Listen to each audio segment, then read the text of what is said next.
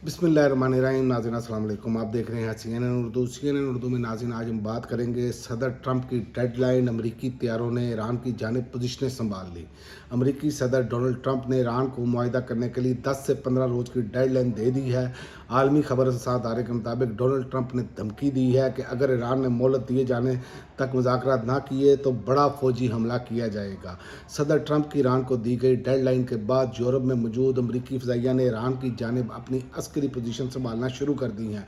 पुर्तगाल के एक जजीरे पर कायम अमरीकी एयर बेस पर जंगी तैयारों और माउन फ़ज़ाई सासों की सरगर्मियों में इजाफा देखा गया है, जहां अमरीकी तैयारों ने मुमकिन ऑपरेशन के लिए पोजीशनें संभाल ली हैं। और दूसरी जानिब अमरीकी अखबार न्यूयॉर्क टाइम्स ने अपनी रिपोर्ट में खबरदार किया है कि ईरान किसी भी किस्म के अमरीकी हमले के नताइज नाकाबिले पेश गोई हो सकते हैं। ये इकदाम पूरे मशरक़ वस्ता को एक नई जंग की तरफ धकेल सकता है। और एक रोज़ कबल बरतानवी खबरसा अदारे ने दावा किया था कि अमरीकी सदर ईरान की आला क़यादत को बराह रास्त निशाना बनाने पर गौर कर रहे हैं।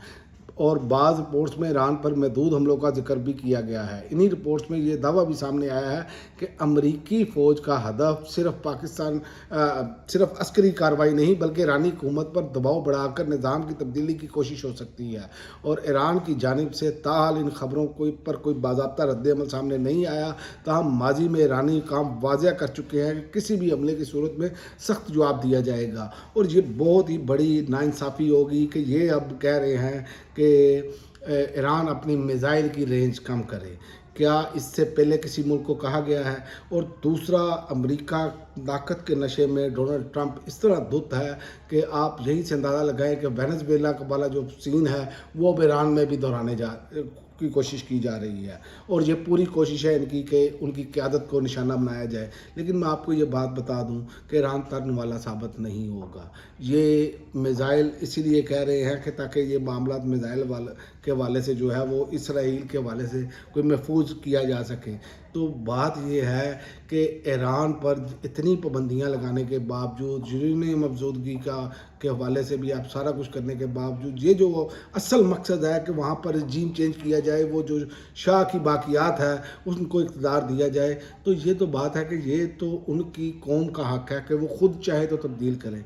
आप मामे लगते हैं, लेकिन ये बहुत बड़ा अलमिया है कि महज़ब दुनिया में अब तक ये सूरत हाल जैसे सामने आ रही है कि हम जो है वो अपना ज़ोर जमाई करेंगे और जिस तरह चाहेंगे वो कर लेंगे।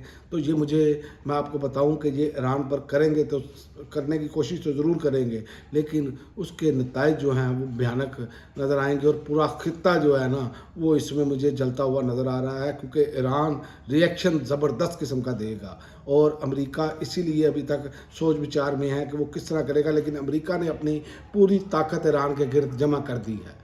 तो देखते हैं आइंदा आने वाले दिनों में जंग के ख़तरात मंडरा रहे हैं, देखते हैं क्या बनता है। लेकिन अल्लाह करे कि ये मामला जो है वो टेबल पर ही हल हो जाए, ये खित्ता जंग की तरफ ना जाए। लेकिन जो डोनाल्ड ट्रंप कर रहे हैं, डोनाल्ड ट्रंप को तो अपने मुल्क में खानी पड़ी है मुँह की, कि जो उनकी अपनी सुप्रीम कोर्ट ने जो टैरिफ ये अंधे वाह लगा रहे थे किसी को डराने के, मैं तुम पर 100% लगा रहा हूँ, तुम पर 200%, वो तो इख्तियार उन्होंने छीन लिया है। तो इसी तरह ट्रंप, आप देखेंगे कि ट्रंप पर ये प्रेशर है कि वो किसी न किसी तरीके से ईरान पर हमला करे।